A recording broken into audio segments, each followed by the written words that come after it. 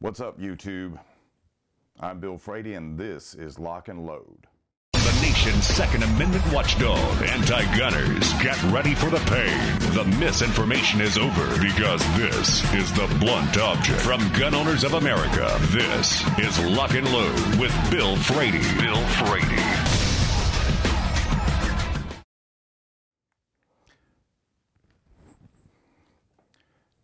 This I call gun control redundancy. Have you ever noticed that no matter how many laws are on the books, they keep wanting to add more, as if we don't know they're already there? Case in point, this latest universal background check. We already have background checks, which, by the way, are unconstitutional. But no, this was supposed to be the magical pill. It was never about background checks to begin with. It all had to do with you after you purchased the gun and who you might hand that off to that might make you a felon, or loan it to, or maybe just leave it at home with your wife for X amount of days. But we already have background checks, so they wanted to go redundant, as if more background checks would somehow make us safer, when in fact they would just make the prohibited persons list enlarge. Now their latest scheme is twofold. They're going to revisit the background check thing as soon as they get 5 senators to change their mind. That's what they're saying.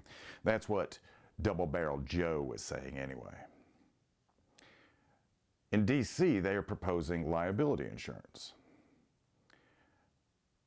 in the form of $250,000. And this would supposedly cover anything that you might negligently do with your firearm, any inadvertent harm you might cause with your firearm, any inadvertent damage you might cause with your firearm. Two big problems with that. One, there's not going to be anybody in the insurance business that's going to write it because it's redundant. If something like that happens in your home, your homeowner's insurance will cover that.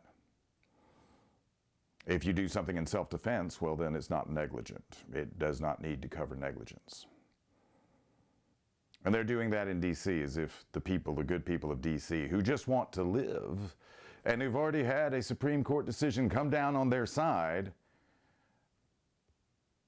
well, we got to add something else to it because it can't possibly work. It can't possibly work, this armed populace thing.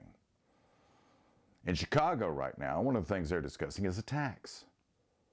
Now, taxation, as it's described, is supposed to be to pay for the cost of government.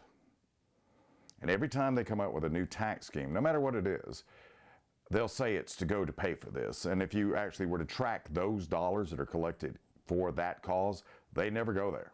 So what do they have to do? They have to revisit it, and we have to increase taxes. That's why a gallon of gasoline costs as much as it does today. It's not really that expensive.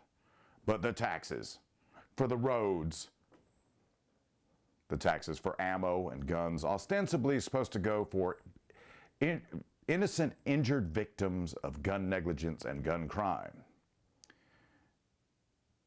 But it's not going to deter anything, and it's not going to be enough, or it's already punitive, or however you want to look at it. This taxation is meant to make it too expensive for regular people to own a gun. In Chicago, for example, they've already gone the way of the Dixiecrats by wiping a whole bunch of affordable guns off the board to where all that are left are the most expensive models, which I don't really know actually perform that much better, but they are beyond the price of most people wanting to buy a gun in the inner city. Beware the redundancy, because they're always coming up. The universal background check scheme, for example, they were propagating that as if you and I can go on the internet and order a gun on the internet and it's delivered to your front door, when in fact it has to originate from and end up to an FFL holder. And then you have to fill out the Form 4473. Hence, it's a background check. Same with gun shows. Redundancy. Now, while you already may know this, here's the tricky part. You've got to go out and educate the low information voter, because they're the ones this appeals to. They're out there going, what, you can buy a gun without a background check? How can this be? a piece of mass destruction that can spray bullets 100 at a time. How can this be? That's because they've been listening to the mainstream media. It's not based on fact. It's all based on emotion or ginned up emotion on things that never existed. So engage, join the fight. Feel free to, in any way you see fit, but join the fight.